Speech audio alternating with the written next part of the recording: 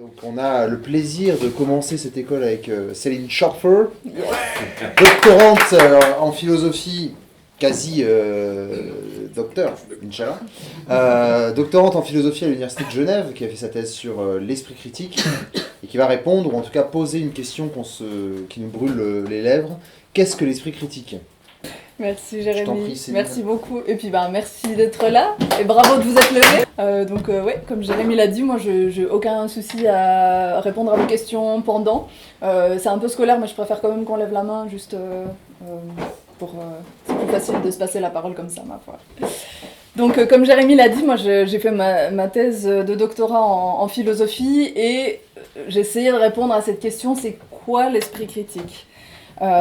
Et c'est une question qui nous intéresse, j'espère, toutes et tous, parce que le cortex, c'est dans son nom, c'est dans son essence même de parler d'esprit critique, parce que le cortex, c'est le collectif de recherche transdisciplinaire Esprit critique et science. Le S est là le EC est là pour esprit critique, et on voit déjà dans la page d'accueil, qu'on parle à la fois d'esprit critique et de pensée critique. Est-ce que ce sont des synonymes ? C'est une question à laquelle je vais essayer de répondre. Et le problème avec l'esprit critique, c'est qu'il est partout, il est tout le temps, il est invoqué un peu à toutes les sauces. Celles et ceux qui m'ont déjà entendu parler connaissent les exemples qui vont suivre, et je m'en excuse, mais ce sont des exemples franco-français. J'ai essayé de me mettre en mode France, moi qui viens de Suisse. Et on a vraiment l'impression que tout le monde est d'accord sur le fait que l'esprit critique, c'est quelque chose d'important. Je vous replonge déjà 10 ans en arrière, à l'époque où il y a eu les attentats. Le président François Hollande avait à l'époque insisté sur le fait qu'il fallait éduquer à la rationalité et former à la pensée critique en réponse à la montée de l'extrémisme religieux. Et il y a quelques années, maintenant ça commence à dater, on était tous en pleine crise du Covid, et pendant cette crise du Covid, cette fois c'est Emmanuel Macron qui avait mandaté une commission d'experts avec le but de trouver des solutions concrètes face à la manipulation, aux fake news en ligne, et donc il y avait eu cette commission qui s'appelait la commission Bronner, et dans ce rapport il y avait 30 recommandations dont l'une était faire du développement de l'esprit critique et de l'EMI, donc éducation aux médias et à l'information, une grande cause nationale. Donc on voit qu'en fait, différents problèmes, même solution, il faut former à l'esprit critique. Et on va voir que c'est aussi quelque chose qui met tout le monde d'accord, quelle que soit l'appartenance politique. Je me suis replongée dans les élections que vous avez vécues en 2022, et dans le programme d'Éric Zemmour, l'école que nous voulons, il y avait cette idée, je créerai un grand ministère de l'instruction publique chargé d'assurer la transmission de notre héritage, la formation de l'esprit critique et la garantie d'un métier pour chacun de nos enfants. Et dans le même temps, d'autres bords politiques, on avait ce tweet de Mélenchon qui nous disait « Nous devons apprendre aux jeunes esprits à construire leur esprit critique ». Donc, on voit bien que c'est la même notion qui est évoquée. On comprend bien qu'elle n'est pas comprise de la même façon selon le bord politique ou selon l'appartenance. Un autre problème quand on essaye de définir l'esprit critique, c'est que c'est une notion qui est devenue très populaire aussi, et du coup qui est passée un peu dans le langage courant, et plus elle passe dans le langage courant, plus elle devient difficile à saisir. Je vous ai choisi quelques exemples. Aux USA, on trouve ça pas mal, Valentin nous le dira peut-être, mais on voit beaucoup ces idées, voici des jobs qui embauchent, dans lesquels vous avez besoin d'esprit critique, mais aussi de capacité à résoudre des problèmes. On reviendra sur cette analogie entre esprit critique et résolution de problèmes. Donc en fait, quand on recherche un emploi, c'est souvent là qu'on va nous parler d'esprit critique.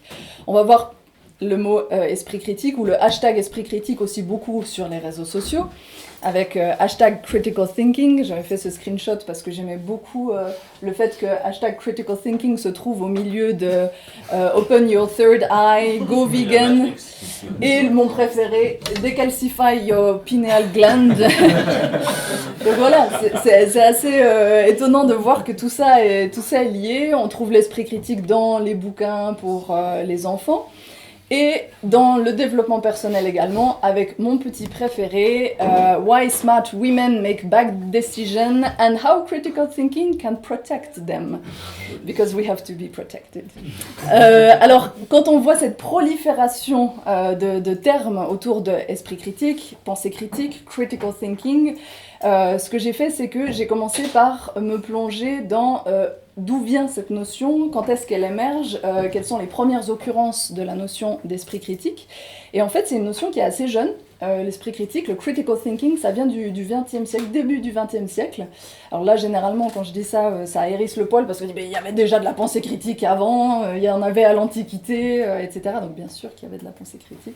Mais le mot esprit critique, critical thinking, ça apparaît au début du XXe siècle. Pour celles et ceux qui ont fait de la pédagogie, vous avez sans doute entendu parler de l'émergence de l'éducation nouvelle. C'était au sortir de la Première Guerre mondiale. Il y a eu beaucoup de bouleversements dans le milieu de la pédagogie. Il y avait vraiment cette idée que la Première Guerre mondiale était une catastrophe qu'il s'agit de ne surtout pas reproduire, et cet élan de dire en fait en créant un homme nouveau, par une éducation nouvelle, on évitera de reproduire les erreurs du passé. Bon, l'histoire a montré que... Voilà. Mais donc l'idée c'était de transformer fondamentalement la pédagogie, non pas pour seulement transmettre des connaissances, mais aussi participer à la construction de l'individu. Donc à cette époque, on a beaucoup de découvertes en psychologie, et notamment sur les stades de développement de l'enfant, qui vont nourrir cette idée que l'école doit être plus qu'un simple transfert de connaissances.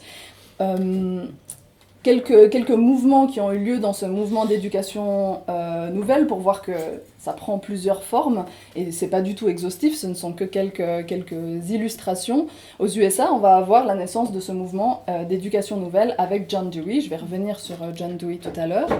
Dans le même ordre d'idées de transformer l'éducation, on a en Allemagne le début des écoles Steiner, que vous connaissez. En Italie, on a l'émergence de la méthode de Maria Montessori, cette médecin, qui a proposé cette méthode pédagogique qui suit en fait le développement de l'enfant. En France, vous connaissez peut-être le couple Élise et Célestin Freinet, en tout cas fondateur d'une pédagogie axée sur l'expression libre des enfants. En Suisse, on a Jean Piaget, qui n'était pas à la source d'une école, mais qui a travaillé sur les stades de développement de l'intelligence de l'enfant, et donc qui a beaucoup nourri ce mouvement de l'éducation nouvelle. Et puis, évidemment, je cite Bertrand Russell, parce que c'est un philosophe que j'aime beaucoup. Et donc, Bertrand Russell et Dora Black ont fondé ensemble Beacons Hill, une école qui avait visé justement d'accompagner l'enfant dans une nouvelle méthode pédagogique. Malheureusement, ça a été un fiasco total. Mais voilà, il y avait ces différents mouvements. Si Bertrand Russell vous intéresse, je ne résiste pas à l'idée de vous recommander, peut-être que nombre d'entre vous l'ont déjà lu, Bertrand Russell de la fumisterie intellectuelle, tout petit bouquin qui se lit extrêmement facilement. Et du coup, je l'ai dans la chambre, donc si vous voulez me l'emprunter, n'hésitez pas. Et donc, une bibliothèque partagée. Et il y a ok, trop bien, trop bien. Et donc je reviens sur John Dewey. John Dewey, c'est un philosophe et un psychologue américain. Il a écrit des ouvrages de philosophie politique sur la démocratie et aussi de philosophie de l'éducation. Et il a fondé, alors ça c'était juste après la Première Guerre mondiale, le Lab School. C'était une école expérimentale qui était mixte, c'est assez innovant pour l'époque, en collaboration avec l'université de Chicago. Et l'idée c'était vraiment learning by doing, apprendre en faisant. C'était très empirique, très pragmatique. L'idée c'était vraiment d'avoir une approche holistique en accompagnant les élèves et les étudiants dans le développement de leur vie intellectuelle, évidemment, mais aussi artistique, physique, sociale. Ils pratiquaient le débat. Donc en fait, c'était vraiment l'idée d'exercer la démocratie tout petite, vraiment à l'âge, à l'enfance. Et donc il y avait déjà à l'époque cette idée que c'était très lié à la méthode scientifique, construire des hypothèses, les tester et coopérer en groupe pour essayer de trouver en explorant, en se trompant et en apprenant comme ça. Donc la première apparition du terme critical thinking, c'est donc chez John Dewey dans un bouquin qui s'appelle How We Think, et il va donner cette définition. Alors d'abord il va dire que c'est la pensée réflexive, et après ça devient esprit critique, critical thinking, examen actif, persistant et attentif de toute croyance ou forme supposée de connaissance à la lumière des motifs qui la soutiennent et des autres conclusions auxquelles elle tend. C'est un effort conscient et volontaire pour établir la croyance sur une base solide de preuves et de rationalité. Donc qu'est-ce qu'on apprend là? C'est que l'esprit critique, déjà, c'est quelque chose d'actif, qui demande notre attention, c'est un effort conscient. On ne pense pas de manière critique sans trop s'en rendre compte, en tout cas dans la conception de John Dewey. Et puis ce qu'il dit, c'est que finalement la pensée critique, c'est une évaluation des fondements de nos croyances. On croit quelque chose, d'accord, mais pourquoi on le croit? Sur quoi repose notre croyance? Est-ce que ça repose justement sur une base solide de preuves et de rationalité? Donc au début c'était ça, et après ça a pas mal évolué. Je fais un bond dans le temps, j'aurais pu faire une analyse plus détaillée, mais comme on n'a que 1 heure, je fais un bond dans le temps parce qu'il ne s'est pas passé beaucoup de choses depuis cette première émergence de la définition de l'esprit critique en 1910, définition qui a été retravaillée en 1933, et après j'arrive directement aux années 70-80, donc 70-80, où on a un véritable boom de l'esprit critique aux États-Unis. Il y a eu 2-3 balbutiements dans les années 40, on a fait le premier test de pensée critique, mais voilà, à partir des années, je vais dire 70-80 parce que j'arrive pas, donc à partir de ces années-là, les gens deviennent fous sur la notion d'esprit critique. Alors je vous donne quelques éléments de contexte qui peuvent expliquer pourquoi il y a cette émergence tout à coup. Il y a la guerre du Vietnam qui a lieu depuis déjà 15 ans aux États-Unis. Les étudiants et les étudiantes sont massivement contre l'investissement des États-Unis au Vietnam, mais ils ont quand même le sentiment, et elles ont le sentiment de ne pas être suffisamment armés pour argumenter dans le débat public. Ils ont l'impression qu'il leur manque des outils. Et il y a une nouvelle crise de l'éducation, comme tous les X temps, et donc cette nouvelle crise de l'éducation mène à certains propos, comme là de Matthew Lipman, qui est un philosophe de l'éducation, qui a beaucoup travaillé sur comment pratiquer la philosophie avec les enfants, par exemple, si ça vous intéresse. Matthew Lipman affirme que quand les étudiants et les étudiants sortent de l'école, they knew little or nothing worth knowing. Ils savent peu de choses, et le peu de choses qu'ils savent, ça vaut même pas la peine de le savoir. Donc il y a vraiment une grosse critique de, en fait, qu'est-ce qu'on fait dans les écoles, comment ça se fait que quand ils sortent de l'école, les enfants, les élèves manquent à ce point de connaissances. Vous m'arrêtez si jamais il y a des remarques ou des questions. Et donc en réponse à ces constats, le président Carter va allouer des fonds importants sur la recherche de l'éducation, et donc ça permet d'expliquer pourquoi il y a ce boom de la pensée critique, pourquoi tout à coup tout le monde s'y intéresse, parce que tout à coup l'État finance des recherches sur ce point. Et puis il y a d'autres choses qui sont plus de l'ordre de la culture.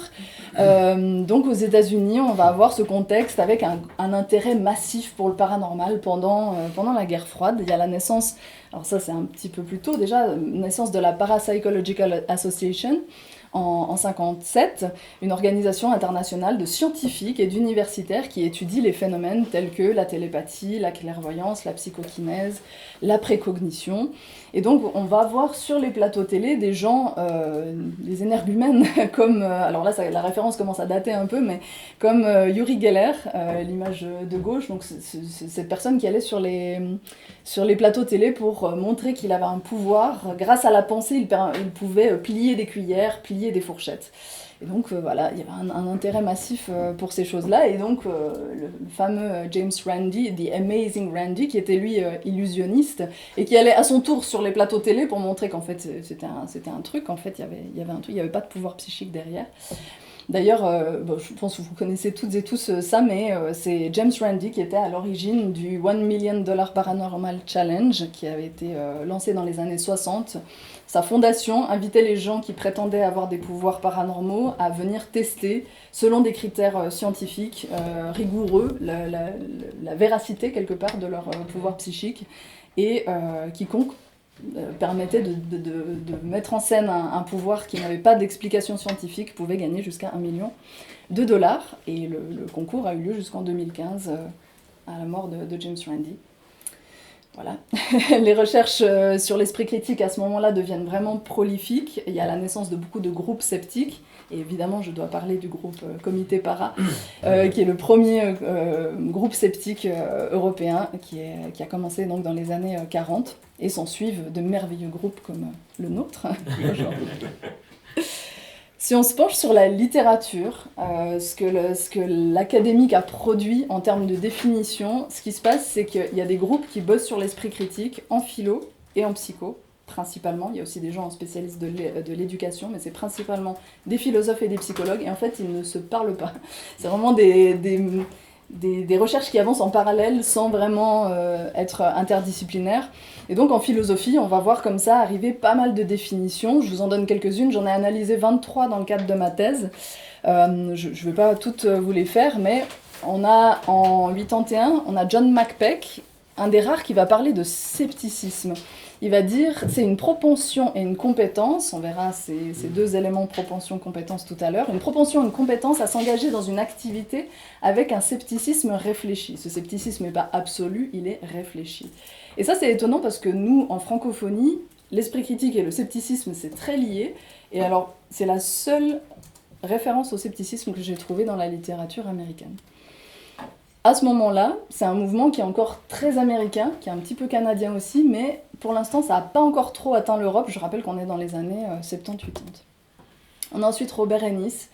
Robert Ennis, il a fait une définition qui est, à mon sens, discutable, mais c'est la plus connue et la plus utilisée dans la littérature. Quand on veut écrire un papier sur l'esprit critique, on va revenir à la définition d'Ennis, donc on est obligé de faire avec. La pensée critique, ou l'esprit critique, on verra la distinction après. La pensée critique est une pensée raisonnable et réfléchie qui vise à décider ce qu'il faut croire ou faire. Je la laisse infuser un peu. Donc depuis Ennis, l'esprit critique devient un processus de décision. Je décide ce que je crois, puis je décide ce qu'il faut faire en fonction de cette croyance. Alors on peut débattre sur, et peut-être que mes collègues en parleront, est-ce que la croyance est vraiment un processus décisionnel ? Voilà, on peut en débattre. Il y a Matthew Lipman, je vous en ai parlé tout à l'heure, c'est ce philosophe qui a beaucoup écrit sur comment pratiquer la philosophie avec les enfants. Il a une définition qui me plaît bien pour ma part, mais je vous laisse en juger. La pensée critique est une pensée habile et responsable, qui facilite le bon jugement. Donc la finalité, c'est d'avoir un jugement qui est bon, parce que A, elle s'appuie sur des critères, B, elle s'autocorrige, et C, elle est sensible au contexte. Et on a l'impression que la sensibilité au contexte, c'est quelque chose qui est souvent un peu écarté des définitions de l'esprit critique, et c'est une des choses que j'aime bien aussi dans la définition de Lipman. On voit qu'en point B, cette idée d'autocorrection, on est sur les prémices de ce qu'on appellera la métacognition, dont Valentin va nous parler. Donc on a vraiment cette idée que non seulement j'ai une pensée habile et responsable, mais en plus je suis capable de l'autocorriger. Harvey Siegel, qui lui propose une définition toute succincte, pas de la pensée critique, mais du penseur critique ou de la penseuse critique. Un penseur critique, c'est celui qui est sensible aux raisons de manière appropriée. Une définition très philosophique qui parle pas forcément quand on n'est pas formé à ces choses-là. Et puis on a Richard Paul. Lui, alors Harvey Siegel vit encore. Il est venu à un symposium que j'avais organisé à Genève. Et Richard Paul également, il a une fondation pour la pensée critique en Californie. Il vend des formations hors de prix. La pensée critique est une réflexion disciplinée et autodirigée. Donc là, on a encore une fois autodirigé cette idée de métacognition. Une réflexion disciplinée et autodirigée qui illustre la perfection de la pensée, extrêmement exigeant comme définition. La perfection de la pensée à un certain mode et domaine de pensée. Et puis il a proposé une autre définition, parce que finalement, pourquoi proposer une seule définition quand on peut en proposer plein ? Une autre qui est jolie dans son allitération. Thinking about your thinking while your thinking make your thinking better. Pensez à votre propre pensée pendant qu'on pense pour améliorer sa pensée. Donc encore une fois, ça fait pas mal écho à ce qu'on appellerait aujourd'hui la métacognition, à savoir le fait de prendre conscience de ses facultés, de ses activités cognitives.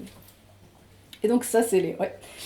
Oui, juste, tu avais écrit le Group of Five, du coup c'est ces 5-là qui sont le Group of Five. Je sais pas pourquoi, il y a quelqu'un dans la littérature qui les a appelés The Group of Five, et ça fait très boys band. Du coup, j'ai repris, mais en fait, c'est un peu les grands noms de la pensée critique, c'est eux. Mais il y en a beaucoup plus, c'est juste que, ouais, effectivement, j'ai pas mentionné ça, merci. Oui. Est-ce qu'ils ont déjà écrit des trucs ensemble ? Est-ce qu'on a des traces des confrontations, des définitions ? Alors, ils écrivent pas ensemble, c'est bien ça le problème. Ils se répondent des fois un peu par papier interposé. ils critiquent les définitions des uns des autres, mais tu as raison de le souligner, ils avancent un peu chacun dans leur coin, et puis ils ont un peu leur sentiment que ils ont la bonne définition, donc en fait il suffit de lire ce qu'eux ils ont fait, et on va voir que ça s'améliore pas quand on ajoute les psychologues, parce que déjà les philosophes entre eux c'est joyeux, et donc maintenant j'ajoute les psychologues, alors c'est surtout psychologie cognitive, mais un petit peu aussi psychologie du développement, mais surtout psychologie cognitive. Un mouvement qui va être très marqué aussi par l'émergence des théories sur les heuristiques et les biais cognitifs qu'on connaît assez. Et donc là, l'esprit critique va prendre une dimension, vous allez voir, épatante. Donc on a Robert Sternberg, qui, à peu près dans les mêmes années que nos Group of Five de tout à l'heure, qui va nous dire, Sternberg, c'est les processus mentaux, donc l'esprit critique, ce sont les processus mentaux, les stratégies, les représentations que les gens utilisent pour résoudre des problèmes, prendre des décisions, apprendre de nouveaux concepts. Donc avec une définition comme ça, je ne sais pas quand est-ce qu'on ne fait pas preuve d'esprit critique. Quelque part, ce matin j'ai décidé de porter ça, j'ai pris une décision, du coup j'ai fait preuve d'esprit critique. Merci. Mauvais exemple.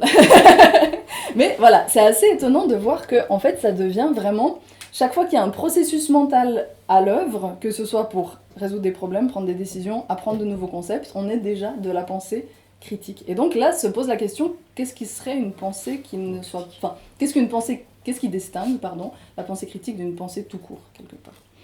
Et cette idée va être prise, ensuite on a Joan Curtis, donc de temps en temps il y a des femmes dans la littérature spécialisée, et donc elle par exemple va dire une enquête dont le but est d'explorer une situation, un phénomène, une question ou un problème, afin de parvenir à une hypothèse ou à une conclusion, à son propos, qui intègre toutes les informations disponibles, encore une fois très exigeant, et qui peut donc être justifié de manière convaincante. Voilà, ça c'est quelques définitions de la pensée critique, et en fait, il y a eu tellement de bouquins sur l'esprit critique qu'il y a quelqu'un qui a même utilisé à un moment donné cette expression libri ad nauseam. Ça veut dire que même quand vous mettez le terme esprit critique ou critical thinking sur des ventes de livres en ligne, c'est impressionnant le nombre de résultats qui en sort, parce que chacun a mis chacun a apporté sa pierre à l'édifice sans forcément expliquer pourquoi moi j'apporte quelque chose de nouveau, qu'est-ce qui fonctionnait pas avec ce qui m'a précédé. Ça c'est un petit peu ce que tu disais Lila, il y a vraiment un souci de, si vous apportez une nouvelle définition, au moins expliquez-nous pourquoi celle d'avant ne fonctionnait pas. Et en fait, il y a vraiment avec l'esprit critique ce truc de on réinvente constamment la roue, peut-être parce qu'on estime tous que c'est méga important, qu'il y a un souci en ce moment, tous les gens croient des choses débiles, donc il va falloir apporter des nouvelles définitions de l'esprit critique. Il y a eu tellement de bouquins au sortir des années 80 qu'il y a un moment, j'adore ce moment, au début des années 90, il y a la American Philosophical Association qui va dire, bon, il y a trop de trucs, il y a trop de définitions, il y a trop de bouquins, mais il y a aussi trop de façons de l'enseigner, puis il y a trop de façons de le tester. J'ai pas parlé beaucoup des tests, parce que je suis pas psychologue, je ne suis que philosophe, mais il y a des dizaines et des dizaines de tests de la pensée critique qui existent et qui testent des choses très très différentes. Est-ce que tout va bien, Richard ? Ah oui. Il tente de s'électrocuter, je pense. C'est si pénible que ça à écouter. C'est un problème possible pour Alex, c'est définition directe de l'esprit. Ah mais continue. Ok. J'essaye un petit.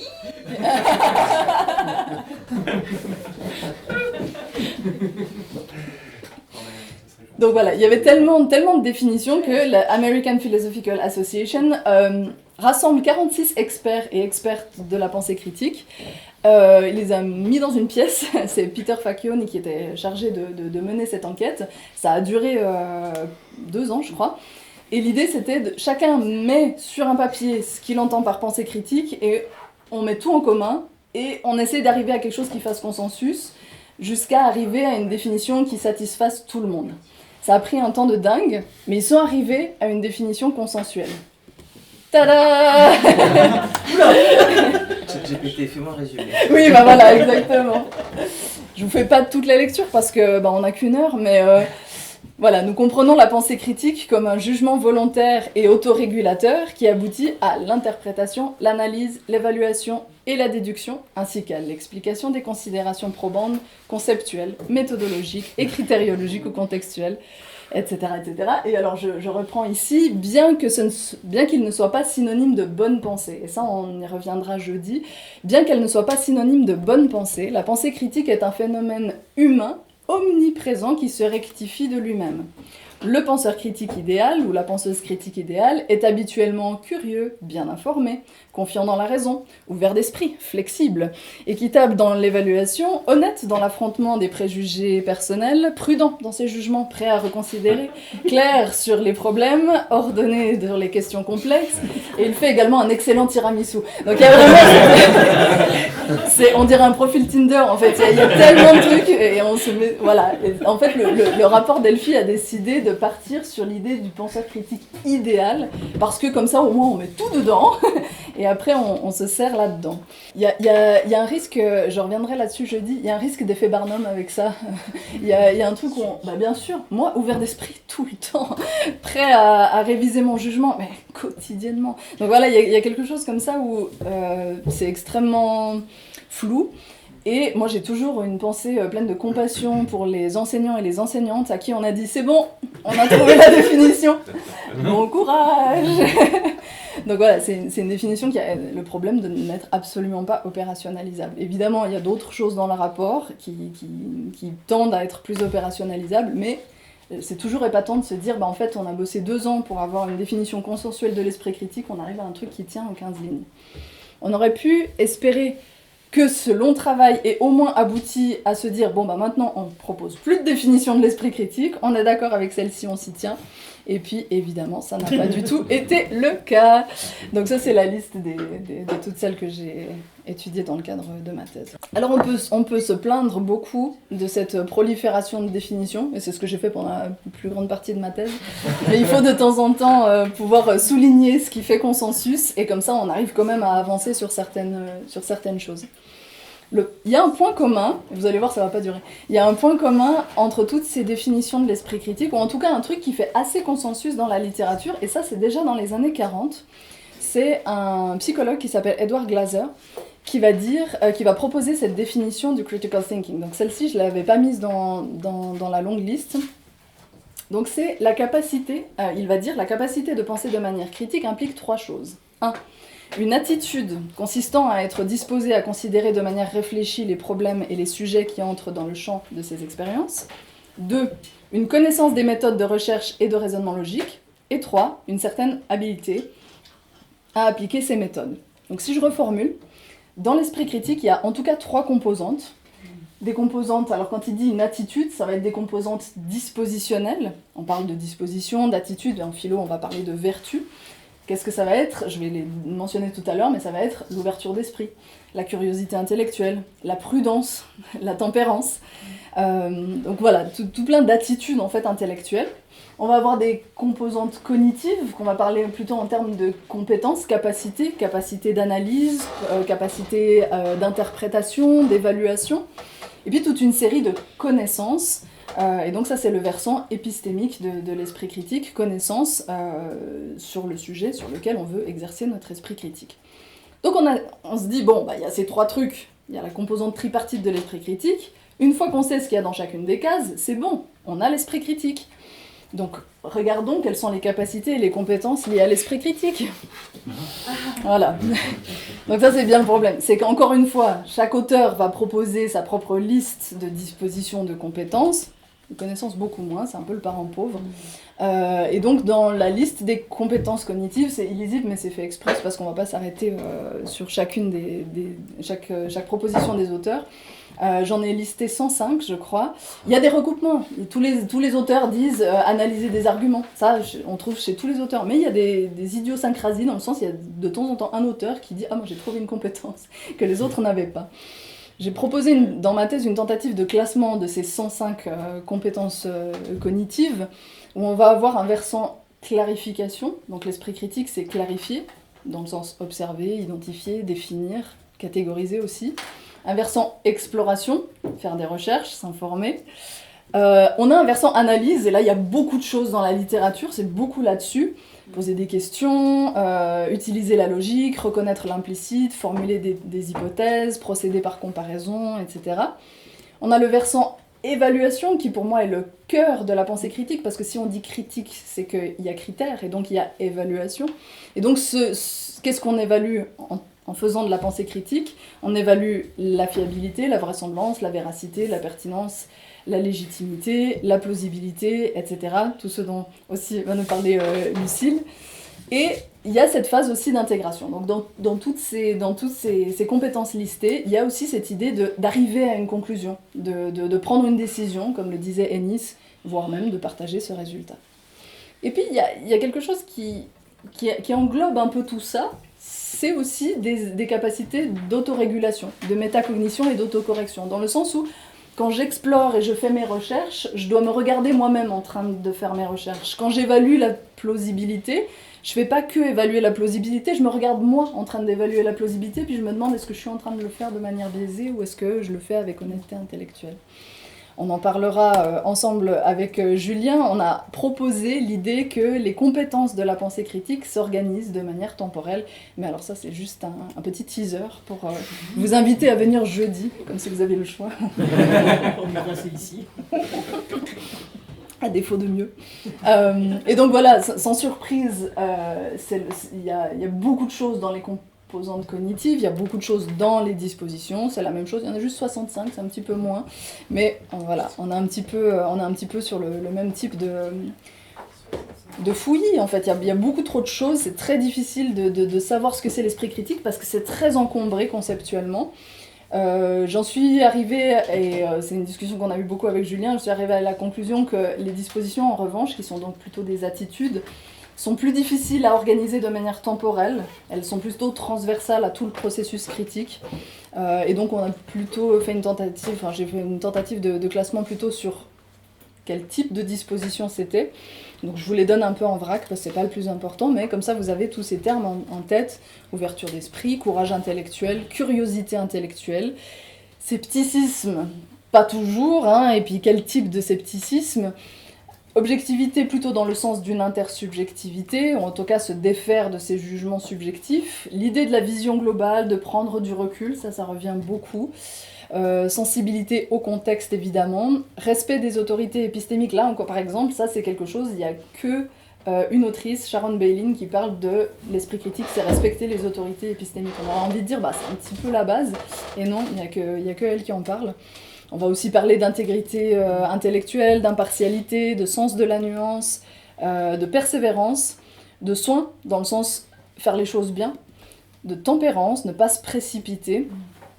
Autonomie intellectuelle, et ça on aura l'occasion d'en reparler demain, sur la difficulté de distinguer autonomie d'indépendance intellectuelle, flexibilité intellectuelle, humilité intellectuelle, introspection et identification des motivations.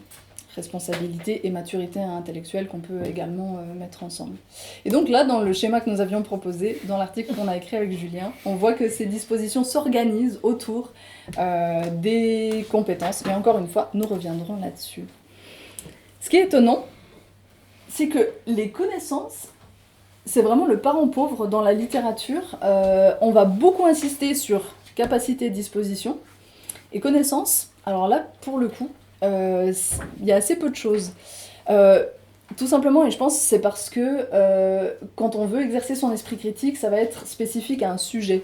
Je vais faire mon esprit critique, exercer mon esprit critique sur l'homéopathie. Ça nécessite que je sache ce que c'est que la dilution, ce que c'est le nombre d'atomes, le nombre d'Avogadro, ce que ça veut dire, comment ils appellent ça quand ils... La dynamiser. Merci beaucoup.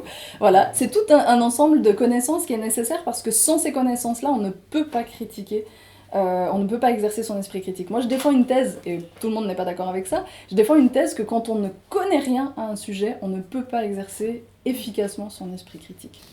Mais généralement, les philosophes n'aiment pas trop quand je dis ça, parce qu'ils disent « Non, mais moi, je suis tout le temps un penseur critique. » Je fais une petite liste qui n'est pas exhaustive de ce qu'on trouve généralement quand on enseigne la pensée critique. On va des fois former à des concepts philosophiques ou d'épistémologie. C'est quoi la différence entre une croyance, une connaissance? Qu'est-ce que le dogmatisme, le scepticisme, le relativisme, etc. On va avoir des formations sur comment fonctionne la cognition, qu'est-ce que la vigilance épistémique, les phénomènes de dissonance cognitive, cécité intentionnelle, on en parlait hier. Souvent, esprit critique et argumentation et logique, ça va ensemble. Comment est construit un argument, qu'est-ce qu'un sophisme, qu'est-ce qu'un raisonnement inductif, un lien de causalité, un syllogisme, etc. Et encore une fois, c'est pas du tout exhaustif, c'est des choses qu'on trouve dans les cours d'esprit critique. Des formations aux démarches scientifiques au sens large. Qu'est-ce qu'un protocole expérimental, c'est quoi une hypothèse, c'est quoi un groupe contrôle, c'est quoi l'effet placebo. Fonctionnement des médias, c'est pas toujours le cas, mais souvent c'est lié. C'est quoi les méthodes journalistiques, c'est quoi un fact-checking, qu'est-ce qu'une bulle de filtrage, etc. Et parfois, c'est pas toujours le cas encore une fois, des formations sur le contexte socio-économique, sur la question qui nous intéresse, dans le sens transmettre des connaissances aux étudiants avant d'exercer son esprit critique sur de quoi on parle. Oui. Petite question, est-ce que dans les définitions tu retrouves la place des stats? Parce que pour beaucoup, il y a des statistiques qui sont appliquées sur les démarches scientifiques. Carrément. C'est une excellente question et peu. Okay. Vraiment peu. Et ça manque parce que justement notre cerveau pense mal en termes statistiques. Ouais. Et généralement, j'ai l'impression qu'on va avoir tendance à estimer que c'est un peu trop complexe et du coup on va pas trop là, mais ça manque et effectivement on aurait pu ajouter un versant mathématique. Mais c'est marrant, on n'a pas l'impression que l'esprit critique c'est un truc mathématique et pourtant Dieu sait que ça devrait. Et les stats, tu les mettrais plutôt dans quelle catégorie? Plutôt démarche scientifique peut-être. Hein. Ouais.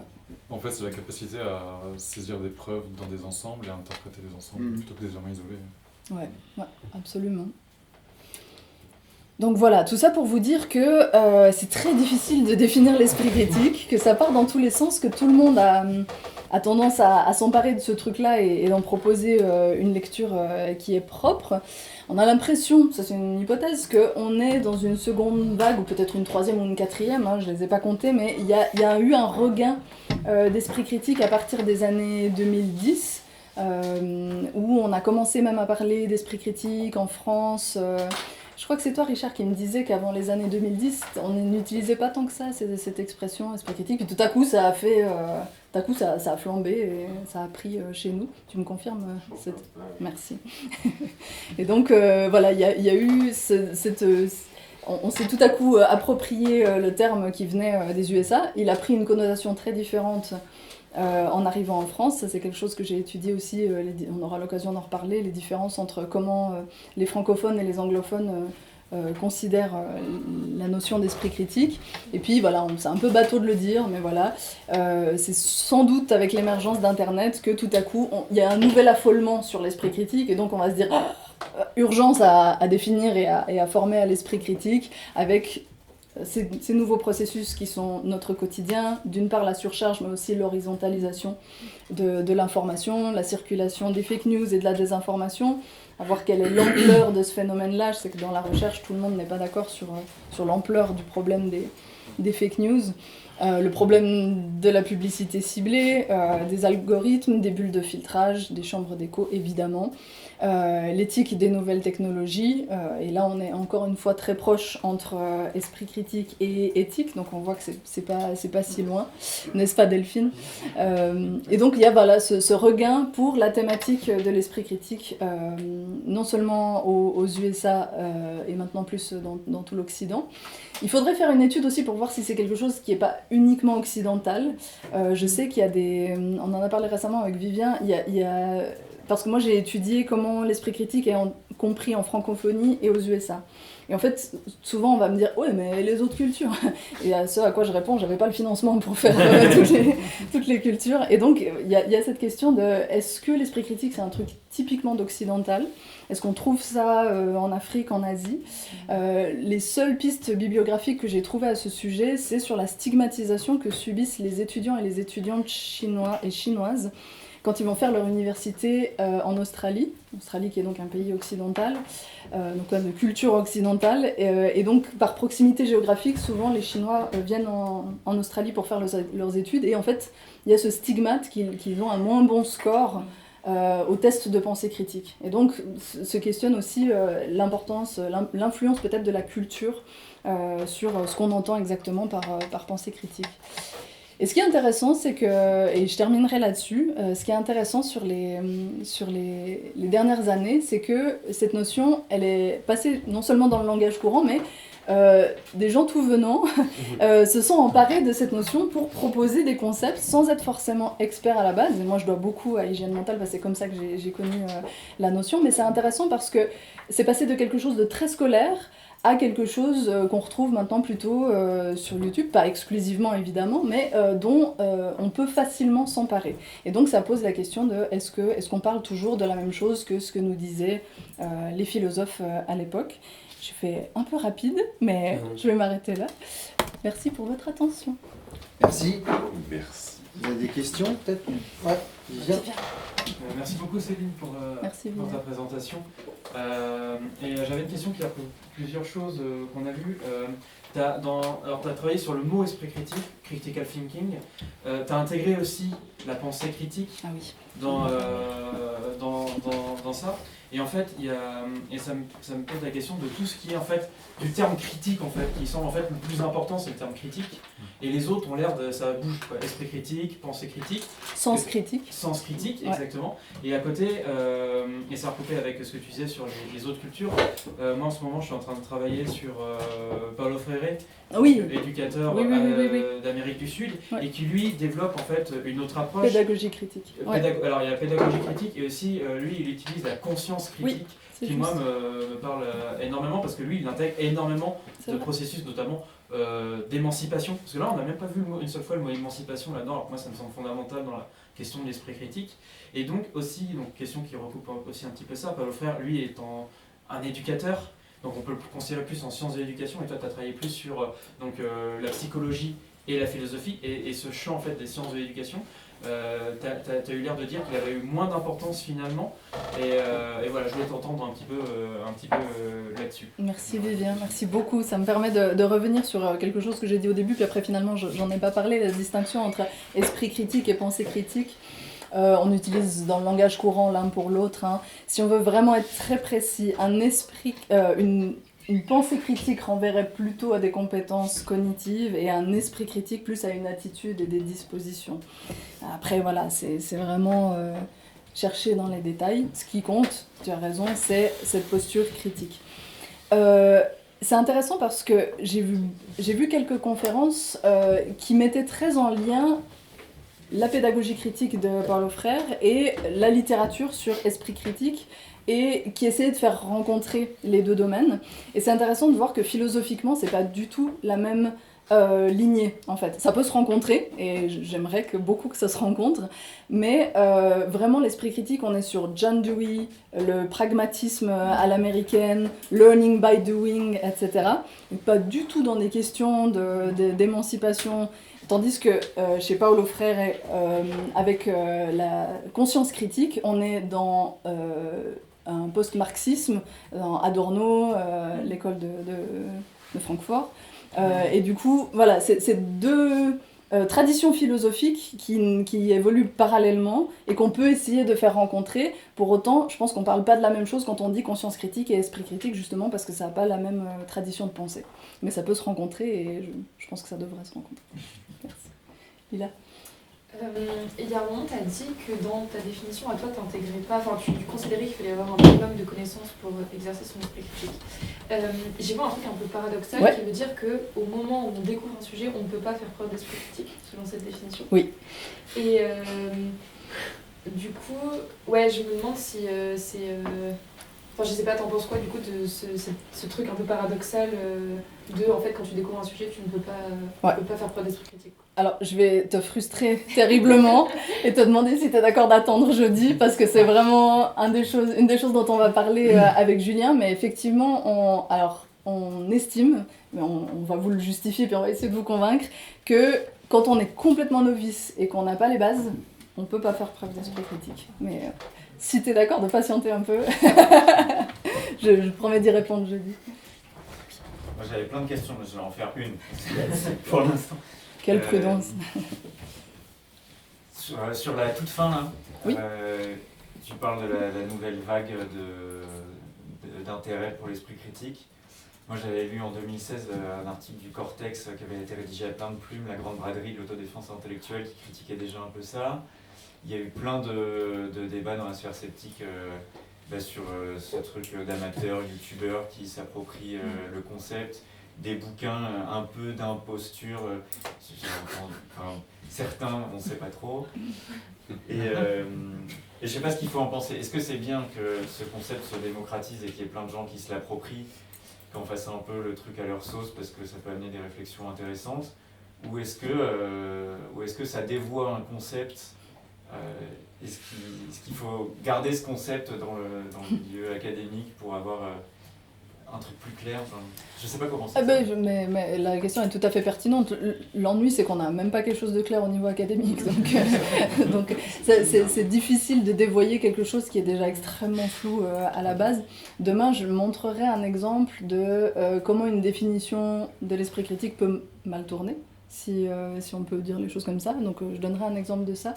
Je pense toujours que c'est super si les gens s'emparent de la pensée critique. Je pense qu'il faut toujours encourager les initiatives à la pensée critique, mais il y a quelque chose qui m'épate dans ce concept, et je ne sais pas si on trouve ça dans d'autres concepts, cette impression que oh non, les gens pensent n'importe quoi, il faut que je fasse quelque chose, sans doute que personne n'a jamais rien fait avant moi, donc je vais inventer. Il y a vraiment ce truc de réinventer la roue, et j'ai émis une hypothèse, et vous me direz ce que vous en pensez. C'est un petit peu comme, genre, à chaque génération, les jeunes aujourd'hui, ils manquent de respect. Et j'ai l'impression que c'est le même mouvement.